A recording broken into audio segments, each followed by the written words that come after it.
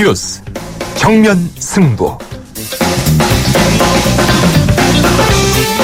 여러분 안녕하십니까? 94.5 YTN 뉴스 FM 강지원의 뉴스 정면 승부입니다. 윤일병 집단 폭행 사망 사건에 이어서 또다시 28사단 소속 병사 2명이 동반 자살한 사건이 발생했습니다. 두 병사 모두 인성검사에서 자살이 예측됐지만 군 당국은 두 사람의 자살을 막지 못했습니다. 게다가 두 사람이 남긴 메모를 통해서 가혹행위를 당했을 가능성도 제기되고 있습니다. 관심병사 관리 체계에 또다시 허점을 드러내면서 제2의 윤일병 사건으로 이어지는 형국입니다. 대한민국 군대 이래도 됩니까? 여러분은 어떻게 생각하십니까? 윤일병 사망 사고에 이어서 관심병사 2명의 자살, 군 당국의 병사 관리 체계에 어떤 문제가 있는 것일까요?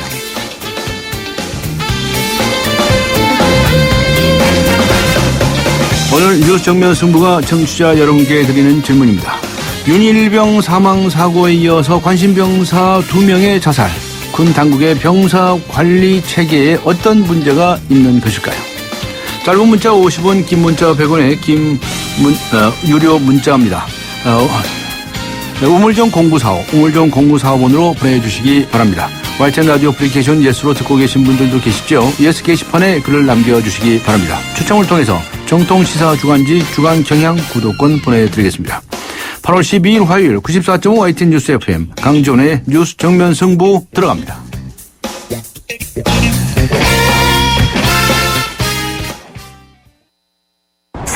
조금 아파도 괜찮아요. 한 번을 아파야 꿈을 이루지. 아프지 않은 성공은 없습니다. 아픔을 겁내지 마세요. 아픈 만큼 이룰 수 있는 거 아닙니까? 언제까지 아프라는 겁니까? 네. 아프지 마세요. 당신답게 오늘을 사세요. 오늘의 보험이 함께합니다. 당신밖에 모르는 한화생명.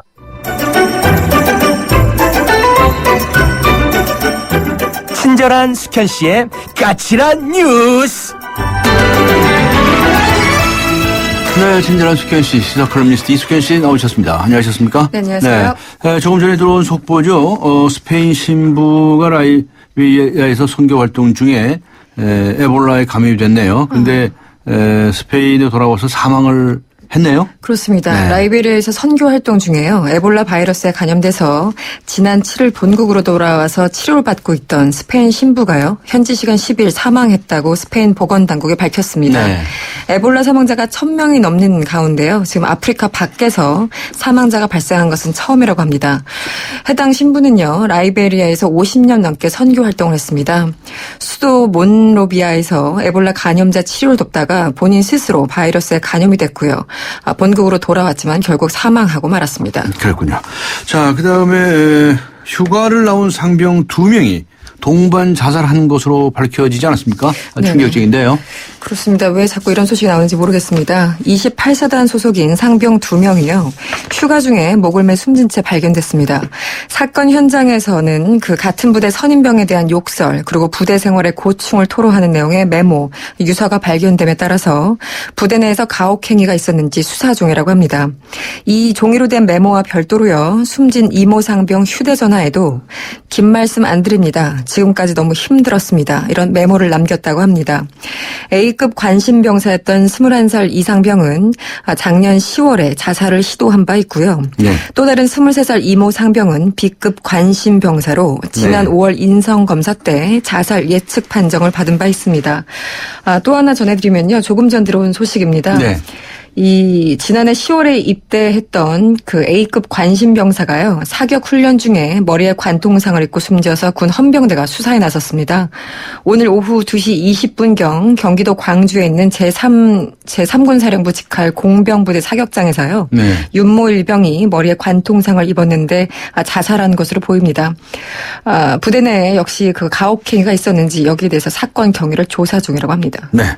앞에 말씀하신 2명의 동반 자살한 상병. 네. 이 상병들은 그 앞에 윤일병 사건이죠. 그렇죠. 네. 일어났던 28사단 소속이네요. 그렇습니다. 네. 계속 이곳에서 문제가 좀 발생을 하고 있습니다. 일단 육군 제28 보병사단은요. 정전 4개월 뒤였던 1953년 11월에 창설된 곳입니다. 경기도 연천 지역에 있는 중서부전선 비무장지대를 맡고 있는 곳이기도 합니다. 여기에는 크고 작은 사건들이 잇따랐었는데요. 대표적으로 9년 전 최전방 초소에서 김일병 총기 난사 사건이 발생했고요. 2년 전에는 무장 탈영한 현역 장교가 총기로 목숨을 끊는 사건 등이 발생했습니다. 28사당은 지난 6월에 발생했던 임병장 총기 사건이 벌어진 강원도 고성지원 육군 22사단과 함께 고립된 전방부대 생활로 유명한 곳입니다. 네. 어떻습니까? 이 참 문제가 큰데, 이 국방부에서는 그 윤모일병 사망 사건을 빗대어서 마녀 사장이다, 뭐 이렇게 얘기한. 네. 국군 양주병원장입니까? 네네. 네. 보직 해임하기로 했다고요? 네, 그렇습니다. 어제 이재혁 대령, 이 국군 양주병원장이 대령입니다. 이재혁 대령의 발언이 알려지면서 경악한 국민들이 많았을 겁니다. 관련해서 국방부 한 관계자는 이 대령이 지난 8일 양주병원에서 이뤄진 인권교육 과정에서 부적절한 발언을 한 것으로 조사 결과 확인됐다면서 보직 해임을 위한 절차를 밟는 것으로 전해졌습니다. 이 대령은 당시 이런 얘기를 했었죠. 이 세월호나 윤일병 사건이 났을 때 사회적인 반응이나 뉴스를 보면 완전히 마녀 사냥이다. 이렇게 얘기를 하는가 하면 소나기는 피해가야 된다. 이런 취지의 발언들을 쏟아냈습니다. 본인의 표현을 빌리자면 이번에 소나기 제대로 맞으신 것 같습니다. 네. 인권교육이 아니라 반인권교육을 했습니다. 그렇습니다. 네. 어제 새정치민주연합이 세월호 특별법에 대해서 다시 협상하기로 결정하지 않았습니까? 네. 자, 이렇게 되면 국회가 파행으로 갈 조짐을 보이죠. 그렇습니다. 어제 4시간이 넘게 진행된 새정치민주연합의 의원총회에서요. 그 야당이나 진상조사위원회에 특검 추천권이 주어지지 않는 특별법 합의를 받아들일 수 없다. 이런 의견이 상당히 우세했다고 합니다.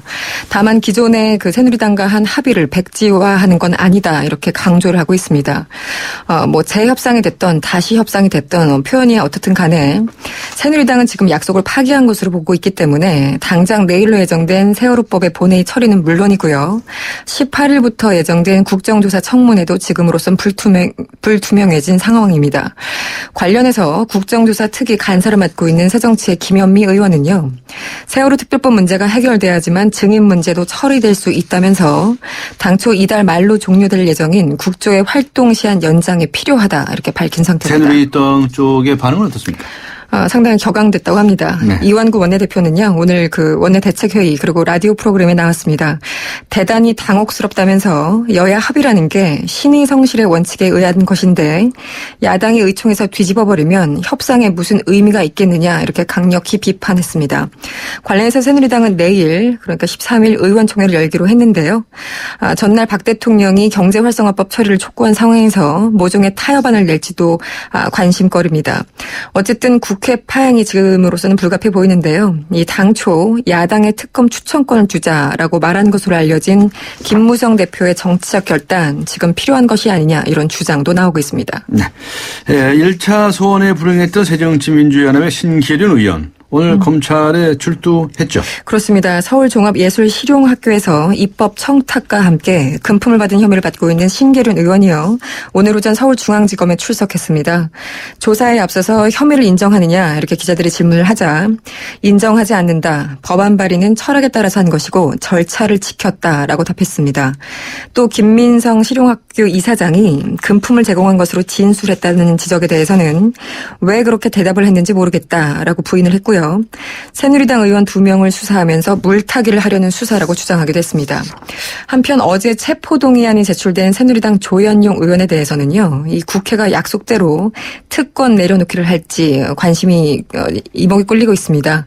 내일 원포인트 본회의 개최 여부가 바로 이들의 약속 정말 지켜질지 판가름 날 것으로 보입니다. 네, 수고하셨습니다. 고맙습니다. 지금까지 이 시사 컬럼니스트 이숙현 씨였습니다. 지금 시각은 6시 18분을 가리키고 있습니다. 이 시각 교통 상황 어떤지 알아보죠. 박화영 캐스터입니다. 네, 경기권에서 서울로 진입하는 자유로 밀리고 있습니다. 일산에서 서울 쪽으로 킨텍스 나들목에서 자유로 분기점 쪽으로 쭉 밀려 있고요. 이어지는 강변북로 일산에서 구리 쪽으로는 서강대교부터 밀려서 반포대교까지 속도가 내려가는데요. 반포대교와 한남대교 사이 2차로에는 고장차가 서 있기 때문에 고장차 주의를 하셔야겠습니다. 동부간선도로는 성수 쪽으로 사고 났습니다. 월계 1교와 월릉분기점 사이 2차로에 추돌사고가 있었기 때문에 부근으로 주의가 필요하겠고요. 내부순환도 성산동 쪽으로는 정릉터널과 홍지문터널 사이 1차로에 고장차가 있기 때문에 주의 운행 필요합니다. 강지원의 뉴스 정면승부 교통정보였습니다. 대한민국의 하루, 여러분의 하루를 정리해드립니다. YTN 뉴스 FM 뉴스 정면 승부. 새정치민주연합이 세월호 특별법에 대한 재협상을 추진하기로 뜻을 모았습니다.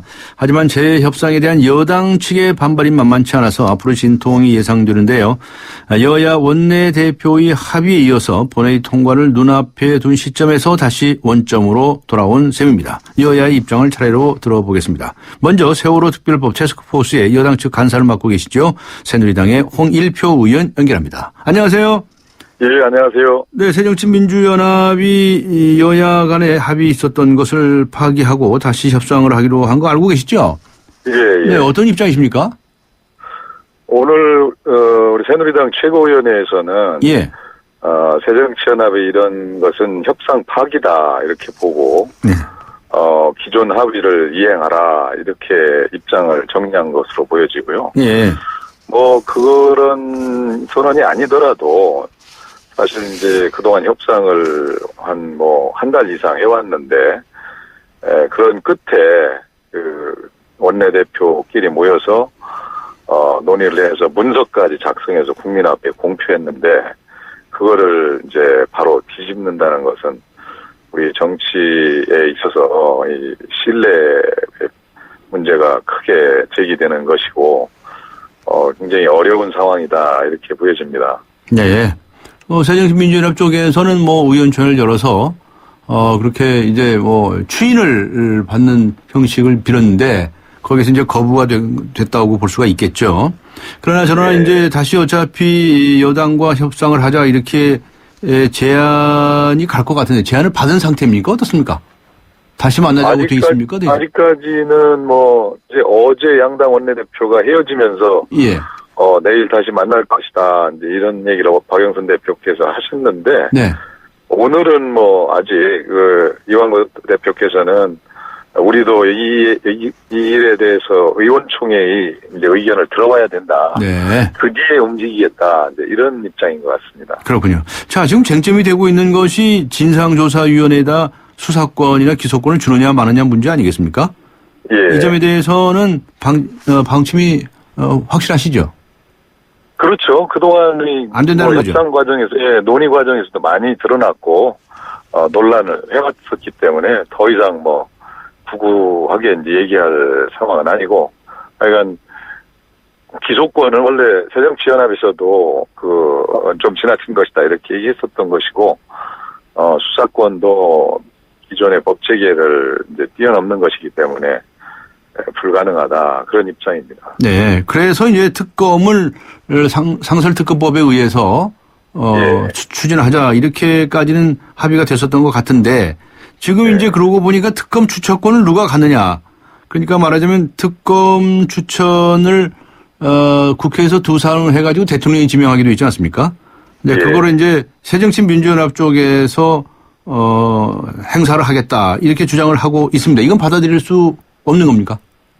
그게 이제 원래 협상 과정에서도 예. 특검 추천권을 야당에게 달라 또는 진상조사위원회에게 달라 이런 얘기가 있었고 네. 그랬는데 그런 것들이 다 이제 부적절하기 때문에 왜냐하면 특검이라는 게 상설특검법에 이미 정치적 중립성과 독립성을 가지고 임무를 수행해야 한다 이렇게 명시되어 있기 때문에 네.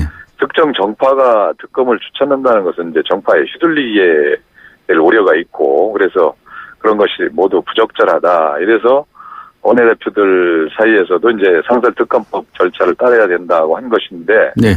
이제 상설특검법에 보면은 또 그 국회에서 4명을 이제 특검 추천위원회를 구성할 때 네. 국회에서 4명을 추천하고 이제 법조 3륜이 1명씩 이렇게 예.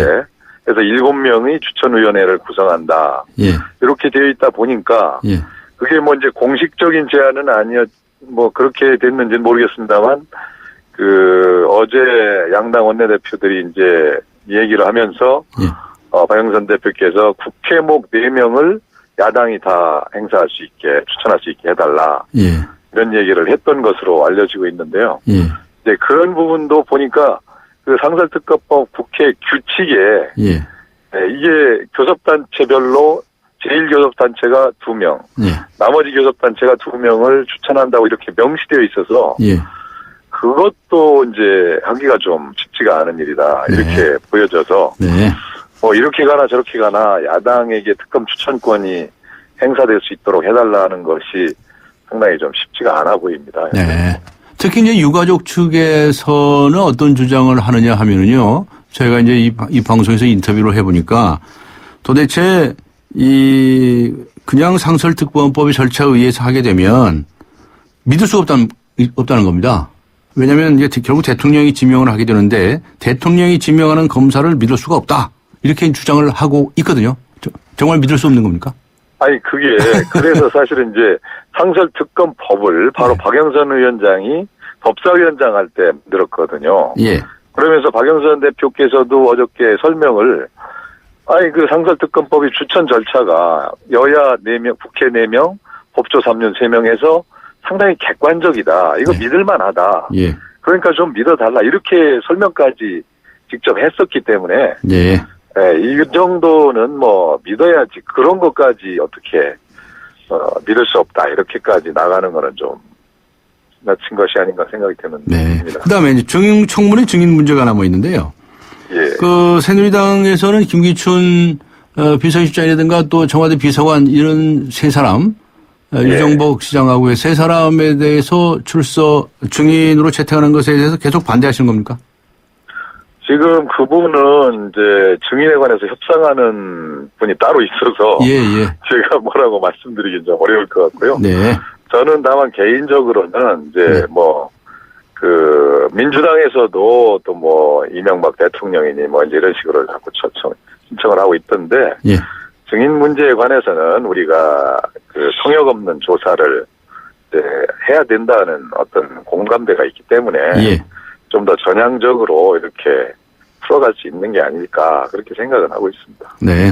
조금 전에 이제 습관이 되셔가지고 민주당 그러셨는데 이제 새정치민주연합. 예. 저희도 방송하다가 가끔 그런 수가 있습니다. 예. 그런데 하여튼 이 증인 문제에 관해서는 이제 또 협상 창구가 있으니까 거기에 맡기는데 만일 그런데 이게 연계가 돼 있어가지고요. 도저히 내일 본회의 안 되죠? 내일 본회의는 어렵습니다. 자, 그러면 이거 또 지지부진이네요? 증인 문제를 이제 박영선 대표께서 다 패키지 협상이기 때문에 연결되어 있다. 이렇게 하셨는데. 사실은 이제 어저께 새정치연합의 의원총회는 증인은 거론을 안 하고 오로지 특별법만 가지고. 이제 문제가 있으니까 다시 협상하라. 이렇게 한 것이기 때문에. 그 부분은 이제 별도로 또 이렇게 협상을 해 나가야 되지 않을까. 그렇게 보여집니다. 자, 국민들의 입장에서 보면 말이죠. 앞에 수사권 문제, 특검 문제도 그렇고요. 청문회 증인 문제도 그렇고 어떻게 대한민국의 여야는 이렇게 합의할 줄을 모르느냐. 또 합의했다가 깨진 다음에 또 합의 또 해야 되는데 왜 그런가라고 하는 의문을 갖게 됩니다. 어떻게 답변하시겠습니까? 그런 부분들이 우리가 사실은 이제 여러 가지 정치적으로 미숙한 부분이라고 생각을 합니다.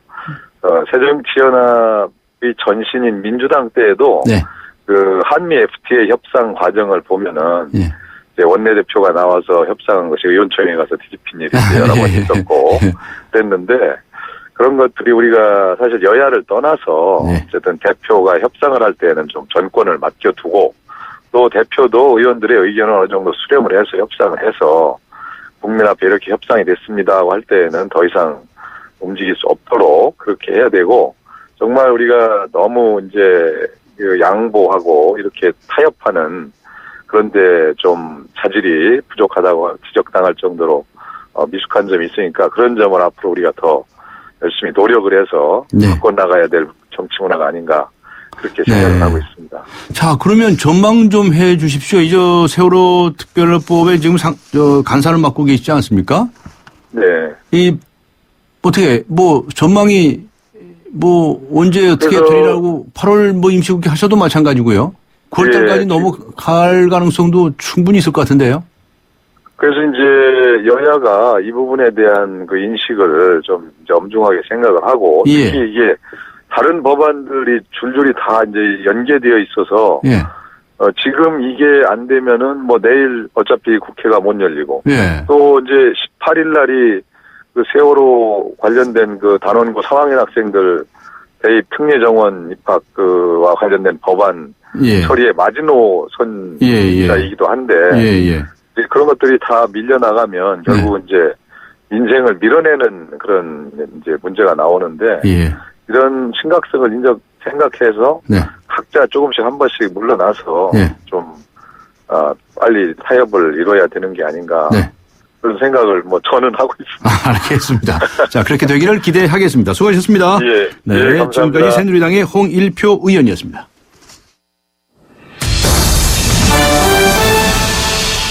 이번에는 야당 측 의견 들어보겠습니다. 새정치민주연합의 우원식 의원 연결합니다. 안녕하세요.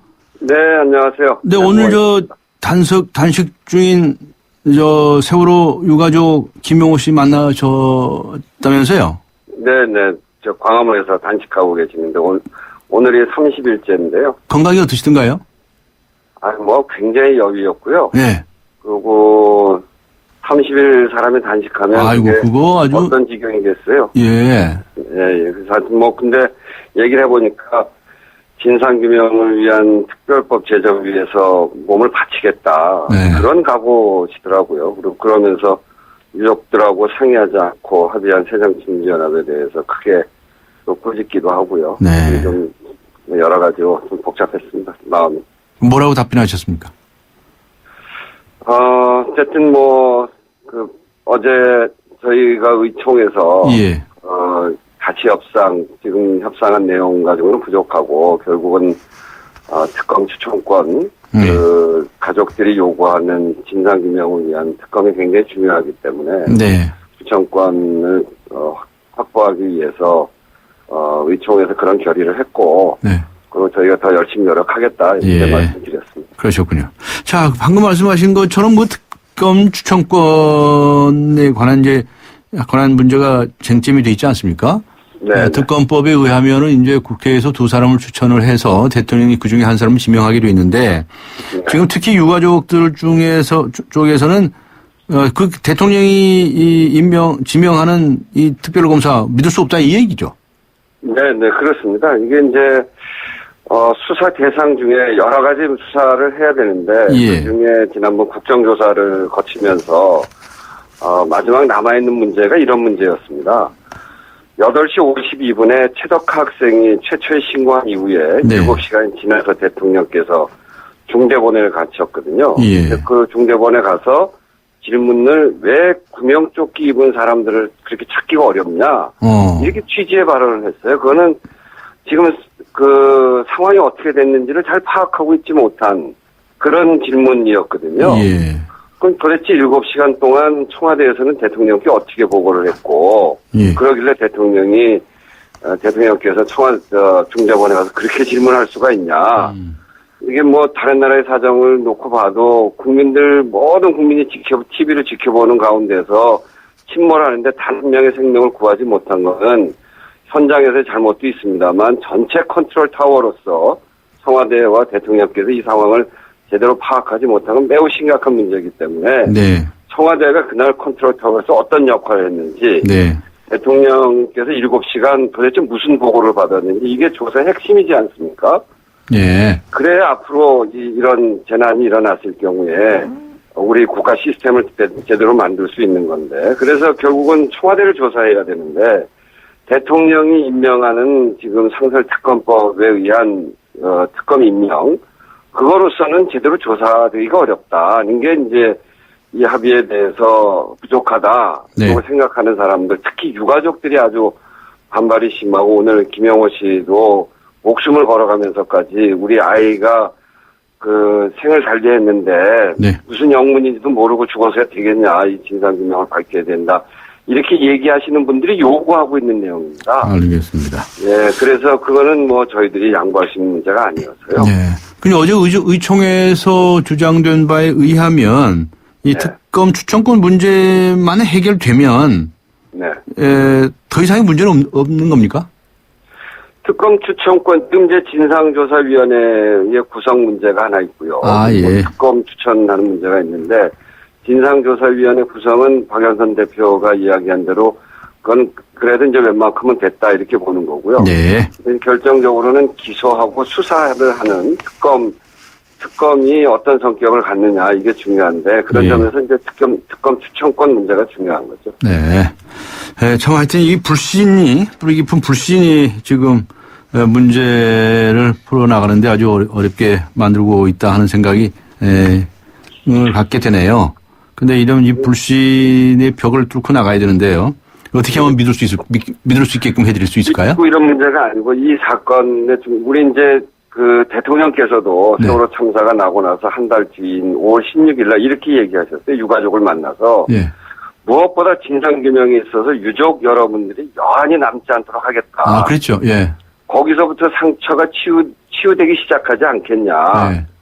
그래서 유가족들이 납득할 수 있는 진상규명이 필요하다. 이렇게 예. 이야기하셨거든요. 네. 그 김무성 새누리당 대표가 전당대회 출마 기자회견에서 역사를 세월호 이전과 이후로 나누려고 한다. 낡은 체제, 사고를 세월호 함께 영원히 과거로 보내는 이렇게 얘기했거든요. 네. 그런 점에서 지금 그 가족들이 지금 하는 방식으로 이거는 부족하기 때문에 여한이 남는다. 알겠습니다. 이렇게 해서는 치유가 안 된다. 그렇기 때문에 가족들이 새정치민주연합에게 지금 한 거 가지고 부족하다고 저희들 질타하고 계시는 겁니다. 예. 가족들 빼고 진상규명을 안 하고 이거를 넘어갈 자신이 있으면 네. 새누리당대로 하자 이겁니다. 근데 저희들이 보기에는 박영선 대표가 애쓴다고 애썼지만 그거 네. 가지고 도저히 안 되겠다고 가족들이 이야기하고 있기 때문에 네. 저희로서도 이건 저희들이 선택할 문제가 아니고 알겠습니다. 가족들이 이해와 동의하는 수준으로 갈 수밖에 없다 이렇게 말씀을 드립니다. 알겠습니다. 그러니까 말하자면 이제 국회에서 2명을 추천하고 그 중에서 대통령이 1명을 지명을 하는데 그 사람에 대한 그 사람을 믿을 수 없다 하는 이제 그런 것 때문에 믿을 수 있는 사람을 특별 검사로 지명을 했으면 좋겠다 이런 희망이죠. 청와대가 수사 대상만 아니면 알겠습니다. 대통령의 7시간 수사 대상만 아니면 네. 괜찮은데 바로 그 문제에 걸려 있기 때문에 알겠습니다. 네. 혹시나 말이죠. 네. 지금 일각에서는 박영선 지금 대표가 이 당내 강경파 그리고 외부 세력 뭐 이런 데 휘둘려 가지고 또 옛날에 강경 투쟁 야당으로 돌아가는 게 아니냐. 박영선 비대위원장은 투쟁 정당의 이미지로 벗어나겠다라고 했는데 이게 거꾸로 되는 게 아니냐 이런 지적들을 뭐 이제 하죠. 그 점에 대해서 어떻게 답변하시겠습니까? 저도 이제 46명의 재협상 촉구 성명을 낸 사람 속에 속하니까 보수 언론들이 이야기하는 강경파라고 한다면 저도 강경파인데요. 이거는 이제 우리 내부를 가르려고 하는 거예요. 아, 네네. 이거는 그럼 유가족들이 다 강경파인가요? 아, 예. 유가족들은 다른 생각이 하나도 없습니다. 우리 아이들 또 우리 가족이 죽은 이유를 내가 죽어서라도 아이들한테 가르쳐줘야 된다. 네. 그렇지 않고 내가 아이들을 죽어서 어떻게 보겠냐. 이게 가슴에 꽉 한으로 맺혀 있는 분들인데. 네. 그분들이 요구하는 거를 강경파라고 한다면 유가족들이 다 강경파죠. 네. 유가족들이 강경파면 거기에 아파하고 그 몇백만이 낸 서명한 사람, 그 사람들 다 강경파고. 알겠습니다. 우리 국민들의 절반을 강경파라고 매도하면 강경파 아닌 사람이 어디 있겠어요? 알겠습니다. 네. 우리 유가족분들을 좀 믿을 수 있게 해드리고요. 그리고 여야가 잘 합의를 했으면 참 좋겠는데. 네. 그런 길이 있기를. 대통령께서 말씀하신 유가족 여러분들의 여한이 남지 않도록. 예. 그렇게만 하면 됩니다. 그래서 알겠습니다. 유가족들 이야기를 잘 들어서 유가족들이 요구하는 방향으로 그렇게 갔으면 좋겠습니다. 예, 알겠습니다. 수고하셨습니다. 네, 감사합니다. 네, 감사합니다. 지금까지 새정치민주연합의 우원식 의원이었습니다. 자기관리요? 잘 먹고 잘 쉬기. 한 가지 더. 잘 마시기. 하루터 트여 바로 마시는 앰플음료. 내가 고르는 닥터. 그때 닥터앤닥터. 뜨거운 뜨거운 여름을 맞이하는 쉐보레의 쿨한 자세. 쉐보레 썸머 페스티벌. 8월 출고하는 구매 고객에게 최대 100만 원 특별 할인. 트랙스 올란도 캡티바 구매 시 캠핑용 차량 그늘막 증정. 스파크 올란도 최대 3년 무이자 할부. 전시장 방문 및 홈페이지 참조. 8월 31일까지. Chevrolet, find new roads. 네, 뉴스 정면 승부 잠시 후 2부에서 뵙겠습니다. 2014 YTN 연중기획 함께하는 미래 창조 대한민국 상담 전문가인 이호선 박사입니다. 우리가 거울 앞에 서서 고개를 들어 보면 거기 자기가 있습니다. 상담을 하다 보니까 아주 여러 사람들을 통해서 공통적인 이야기들 또 그 결과들이 이렇게 추출이 되더라고요. 나를 위해서 뭔가를 해본 현대인들이 거의 없어요. 이 자기 자신 속에서 생존을 발견할 수 있는 제일 첫 번째 방식이 뭐냐? 거울 앞에 서는 겁니다. 내 속에서 답을 찾는 것, 그리고 나를 위로하는 것, 이런 자기 효능감, 내가 잘 해낼 수 있다는 신념을 갖게 된다면 그 순간 더불어 사는 세상, 21세기 우리 대한민국 사람들이 함께 살아가는 세상이 아닐까 싶습니다. 2014 YTN 연중기획 함께하는 미래 창조 대한민국 YTN 라디오가 함께합니다.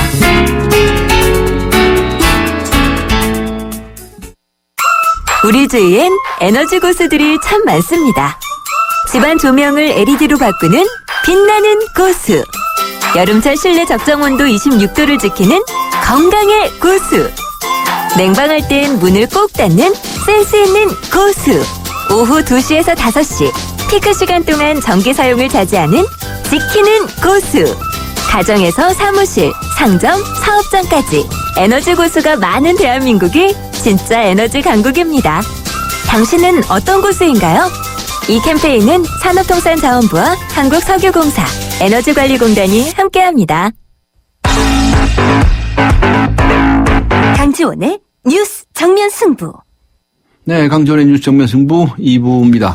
에볼라 관련 속보부터 전해드리겠습니다. 세계보건기구 WHO가 현지 시간 12일 에볼라 바이러스의 실험용 치료제인 지맵에 대한 사용을 허가한다고 밝혔습니다.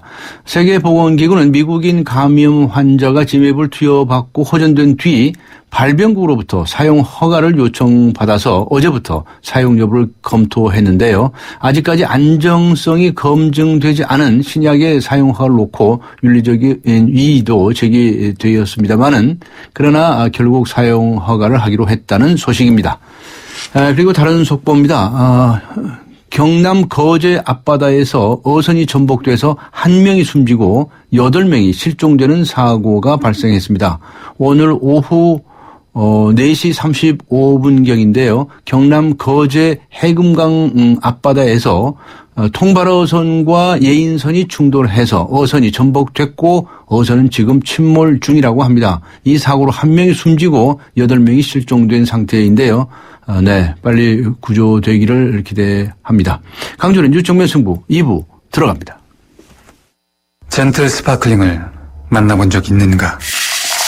밀어붙이지 않고 부드럽게, 긴장하지 않고 여유롭게, 밋밋하지 않고 상쾌하게. 이것이 바로 부드러운 거품, 깔끔한 상쾌함. 영국의 젠틀 스파클링 브랜드 슈엡스. 일핑계로 가족한테 늘 미안합니다. 어떡하죠? 나보다 가족이 먼저인 A4 타입이군요. 가족 간의 건강한 추억을 위해 나트랑 517을 처방해드릴게요. 떠나세요. 당신의 타입에 맞는 베트남으로. 대한항공 베트남 4개 도시 운항. Excellence in flight. Korean Air. 늘 적당히 써야지 생각하지만 카드 명세서를 받으면 생각보다 많은 금액에 놀란다. 당신의 이야기를 듣다. 계획한 지출 금액을 넘으면 알려주도록 바꾸다. 추가 지출하면 문자로? 와이시 뭐 좋다. 듣다. 바꾸다. 롯데카드. 자세한 내용 홈페이지 참조. 네, 직장 내 성희롱 아시죠? 직장 내 성희롱. 그런데 이 피해는 매년 늘어나는데 가해자 처벌은커녕 오히려 피해자에게 불이익을 주는 그런 회사들이 있다고 합니다. 성희롱 문제가 우리 사회에서 사라지지 않는 이유일 텐데요. 먼저 직장 내 성희롱 피해 여성들의 2차 피해에 대해서 알아보도록 하겠습니다. 한국여성민우회 강선미 활동과 연결하겠습니다. 안녕하세요. 예, 안녕하세요. 직장 내 성희롱 문제 상담해주고 계시죠? 예. 그런데 상담 추이가 어떻습니까, 요즘? 예. 저희 한국여성민우회로 접수된 그 직장 내 성희롱 상담은요, 2011년에는 34%를 차지했고요, 전체 상담에. 12년도에는 44%, 그리고 지난해인 2013년도에는 56%가 직장 내 성희롱 상담이었습니다. 전반적으로 직장 내 성희롱 상담은 꾸준히 접수가 되고 있고, 수치적으로 본다면 더 늘어나고 있는 상황이긴 합니다. 그런데 이렇게 직장 내 성희롱 상담이 접수되는 것에 대해서는 성희롱에 대한 노동자들의 문제의식이 높아지면서, 그리고 특히 가해자 한 사람의 문제가 아니라 회사 조직적 차원에서 해결해야 풀릴 수 있는 문제로 여기기 때문이라고 볼 수 있습니다. 이런 분위기가 있는 가운데 직장 내 성희롱 문제가 수면 위로 점점 드러나고 있는 것으로 보입니다. 네. 아직도 신고되지 않은, 아직도라기보다도 이 사건은 발생을 했는데 신고되지 않는 사건도 많을 것 같아요. 네. 목소리 좀 크게 좀 전화기에 가까이 대고 말씀해 주시겠습니까? 네네. 예. 네, 왜 좋습니다. 신고가 되지 않는 것인지부터 생각을 해볼 문제입니다. 이것은 회사가 제대로 된 처리를 한다거나 사후 조치를 취하는 경우가 많지 않기 때문일 텐데요. 남성 중심의 성차별적 조직 문화를 가진 회사는 성희롱과 같은 문제가 발생했을 때 피해 여성 노동자의 문제 제기에 대해서 골치 아프다. 혹은 개인과 개인 간에 일어난 문제로 치부해버리기도 합니다. 어떤 경우에는 회사 임원이 신고하지 말고 조용하게 해결하자. 혹은 가해자 피해자 둘 다 회사를 그만두는 게 깔끔하게 해결되는 것이라면서 이제 사직 종용하는 사례도 있었고요.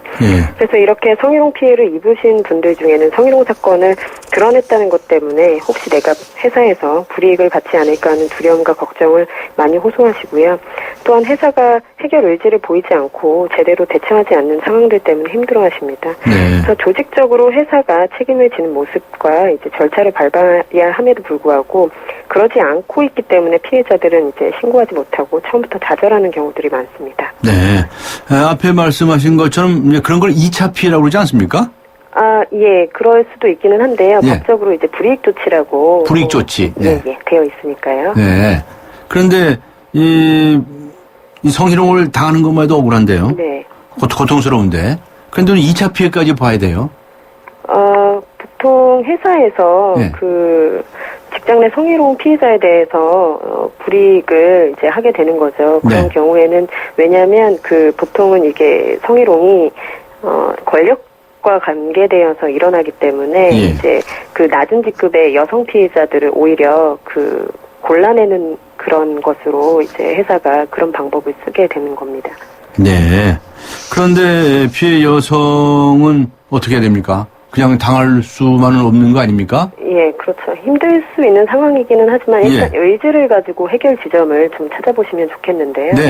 직장 내 성희롱은 개인의 문제가 아니라 조직 공동의 문제로 인식을 하면서 피해자뿐만 아니라 동료들이 적극적으로 지지를 해주고 함께 문제 제기를 하는 것이 필요합니다.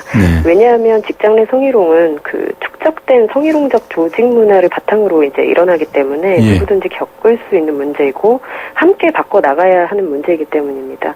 그래서 동료는 피해자에게 지지자가 되어주고 상사는 문제가 이제 접수되었을 때 피해자 관점으로 제대로 된 처리 절차를 통해서 해결할 수 있도록 해야 합니다.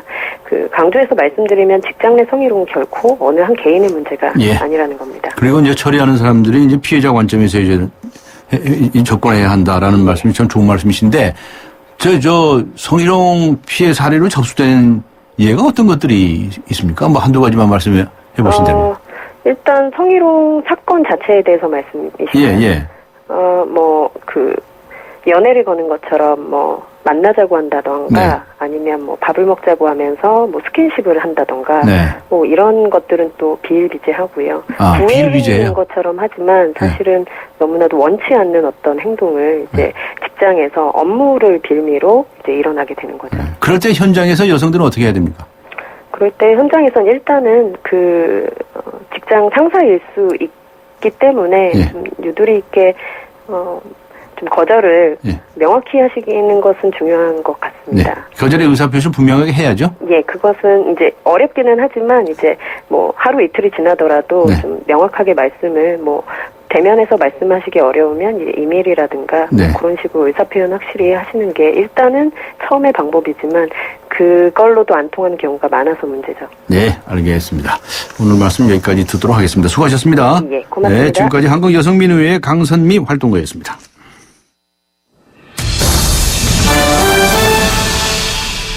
네, 이어서 관련 사건에서 변호인단으로 활동하고 계신 분이죠. 희망을 만드는 법의 이종희 변호사 연결합니다. 안녕하세요. 네, 안녕하세요. 희망을 만드는 법은 무슨 단체입니까? 희망을 만드는 법은 2012년에 만들어진 공익인권 변호사 산업단체인데요. 예. 네. 공익적인 활동을 하시는 그런 단체네요. 네, 소수자 인권이나 기업에 대한 인권 침해를 중심으로 활동하고 있습니다. 네. 지금 그 성희롱과 관련돼서 소송을 진행하고 있는 것들이 얼마나 되나요?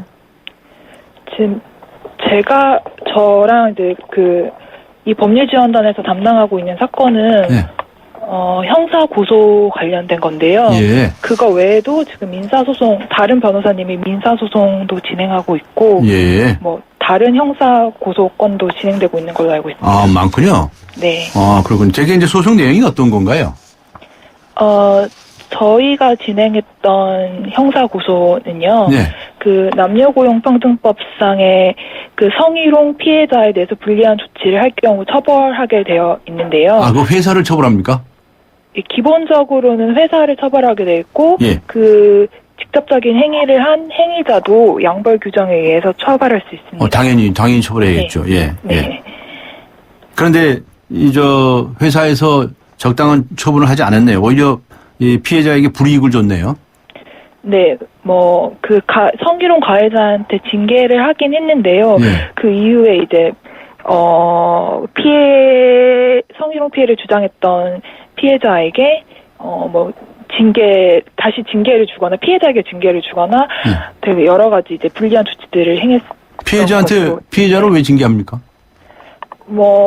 그때 꼬투리를 잡은 꼬투리를 건데요. 잡아서, 예. 그러니까 네. 성희롱과 관련된 건 아니지만, 그냥 꼬투리를 잡아가지고 이 피해자한테도 징계를 준다 이런 얘기죠. 그 회사 네. 나가란 얘기예요? 회사를 나가라고까지는 하지 않았는데. 말 함부로 못하죠, 그렇게. 네. 예. 행위들이 명확하게 진짜 불리하다 이런 것도 있지만, 너무했다라는 것도 있지만, 네. 개개 행위별로 봤을 때는, 징계같이 명확한 것도 있지만, 그냥 개개 행위별로 봤을 때는 크게 이상하지 않은 것도 있는데, 전체적으로 봤을 때 피해자가 되게 압박을 느낄 수 있는 행위입니다. 네. 그렇군요. 만약에 직장 내에서 말이죠, 성희롱 피해를 당했어요. 근데 그것도 억울한데, 이 추가적으로 불이익을 당하게 되면 어떻게 법적인 도움을 받을 수 있나요? 크게는 이제 구제 절차는 3가지 정도인데요. 예, 간단히. 네, 먼저 이제 형사 고소하는 거고요. 형사 고소하는 거죠. 네, 두 번째는 이게 불법행위에 해당한다고 주장해서 민사상 손해배상 청구하는 민사소송을 걸고, 예. 네, 세 번째는 인권위에 진정하는 방식입니다. 네. 그렇군요. 이런 사건이 좀 늘어나는 추세입니까? 아니요, 지금 이 조항이 신설된 게 2001년이고 이제 10년이 넘었는데요. 예. 이 조항으로 기소되어 처벌된 사례는 되게 손에 꼽을 정도로 적습니다. 현재로서는. 그렇군요. 자, 알겠습니다. 시간이 다 돼가지고요. 오늘 여기서 마쳐야 되겠는데. 감사합니다. 네, 고맙습니다. 네, 지금까지 희망을 만드는 법의 이종희 변호사였습니다. 반도여보라 김현욱입니다. 역시 동탄이 신도시 하면 시범단지죠. 9월 시범단지의 마지막 유보라 아이비파크 4.0이 찾아옵니다. KTX 동탄역과 중앙공원, 게다가 복합화 초교 혜택까지. 와우! 역시 마지막이라 더 대단하네요. 반도 유보라 아이비파크 4.0 문의 031-8003-1800. 효주 언니, 타이어 공개합이 뭐야? 효주 언니, 얼라이먼트가 뭐야? 언니, 타이어도 보험이 있어? 언니, 윈터 타이어로 바꾸면 쓰던 타이어는? 릴렉스. 그냥 마음까지 맡길 수 있는 T스테이션 가서 스마트 케어 받아봐. 알아서 다 해줘. 한국 타이어. T스테이션. 잘생겼다. 우리 모두 잘생겼다. 잘생긴데 무슨 이유 필요한가요? 기죽지만 힘을 내봐. 그대로도 잘생겼어. 챙겨줘서 고마워요. 잘생겼다. 광대역 AGA SK텔레콤. 윤일병 사망 사고에 이어서 관심병사 2명의 자살. 군 당국의 병사 관리 체계에 어떤 문제가 있는 것일까요? 오늘 뉴스 정면 승부가 청취자 여러분께 드린 질문입니다. 8882님께서는 관심병사는 명칭만 붙였지 실제로 관심을 두지는 않는 것 같습니다. 네, 이렇게 아주 단호하게 적어 주셨네요. 네, 많은 의견 보내주시기 바랍니다. 추첨을 통해서 정통 시사주간지 주간 경향 구독권 보내드리겠습니다. 짧은 문자 50원, 긴 문자 100원의 유료 문자입니다. 우물정 0945, 우물정 0945번으로 문자 의견 보내주시기 바랍니다. YTN 라디오 어플리케이션 예수를 듣고 계신 분들도 계시죠. 예수 게시판에 글을 남겨주셔도 됩니다. 이 부분은 무료입니다. 강전의 뉴스 정면 승부 잠시 뉴스 들으시고 3부에서 뵙겠습니다.